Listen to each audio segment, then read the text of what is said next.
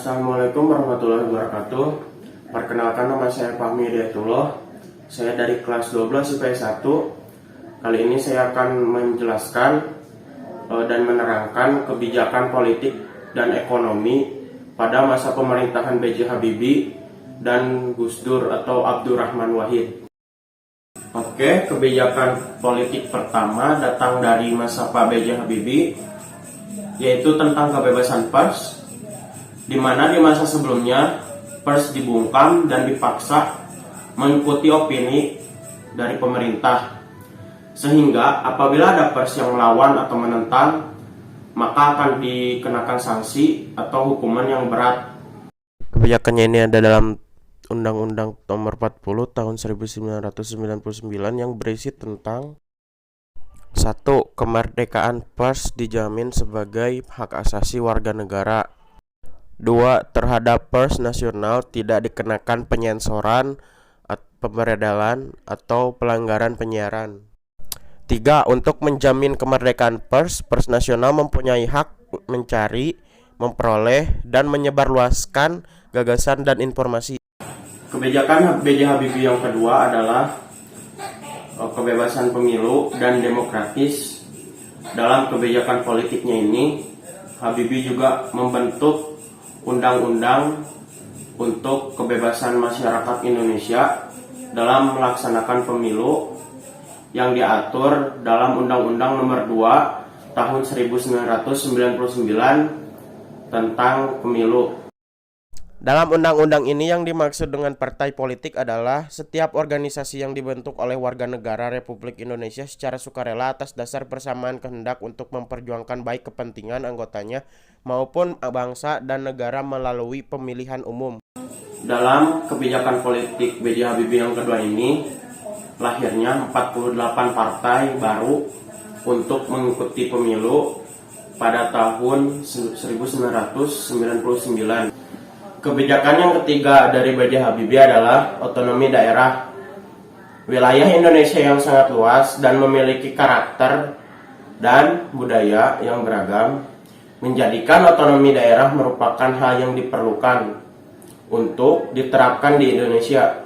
Sehingga pada masa pemerintahan Habibie dibentuklah Undang-Undang Nomor 22 Tahun 1999 tentang pemerintahan daerah yang berbunyi 1. Di daerah dibentuk DPRD sebagai badan legislatif daerah dan pemerintah daerah sebagai badan eksekutif daerah. 2. Pemerintah daerah terdiri atas kepala beserta perangkat daerah lainnya. Kedudukan, susunan, tugas, wewenang, hak, keanggotaan, pimpinan, dan alat kelengkapan DPRD diatur dengan undang-undang. Oke, lanjut ke kebijakan ekonomi pada masa B.J. Habibie. Yang pertama adalah menekan praktik monopoli. Presiden ketiga RI B.J. Habibie memiliki peran besar dalam perkembangan perekonomian Indonesia. Antara lain dengan menekan praktik monopoli dan tumbuhnya persaingan usaha tidak sehat. Di era kepemimpinan Habibie, Undang-Undang Nomor 5 Tahun 1999 tentang larangan praktik monopoli dan persaingan yang tidak sehat dan Undang-Undang Nomor 8 Tahun 1999 tentang perlindungan konsumen dikeluarkan. Kebijakan ekonominya yang kedua adalah membebaskan tahanan politik untuk menciptakan stabilitas ekonomi. 3. Membuat tim ekonomi yang bebas dari intervensi politik. 4. Menguatkan nilai tukar rupiah terhadap dolar dari 16.650 menjadi 7.000. 5. Meningkatkan pertumbuhan ekonomi yang minus menjadi positif. Pada nomor kelima ini, Habibie bisa menciptakan pertumbuhan ekonomi yang tumbuh minus yang awalnya 13,13% pada tahun 1998 bisa berbalik positif tumbuh menjadi 0,79% pada tahun 1999. Kita lanjut ke kebijakan politik pada masa Abdurrahman Wahid. Kebijakan politik pada masa Abdurrahman Wahid atau yang dikenal dengan nama Gus Dur. Yang pertama adalah Departemen Penerangan dibubarkan, dianggap mengganggu kebebasan pers. Yang kedua adalah Departemen Sosial dibubarkan, dianggap sebagai sarang korupsi.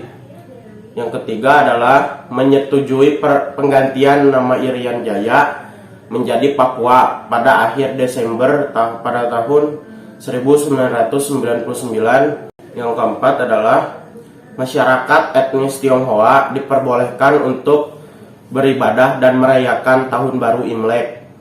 Yang kelima adalah diumumkannya nama-nama menteri kabinet Persatuan Nasional yang terlibat KKN.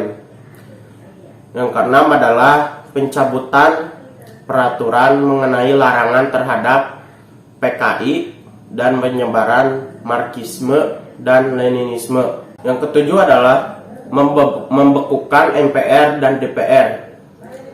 Lanjut ke kebijakan ekonomi Abdurrahman Wahid. Yang pertama adalah melawan tekanan IMF. Yang kedua adalah perekonomian tumbuh positif untuk pertama kali sejak reformasi.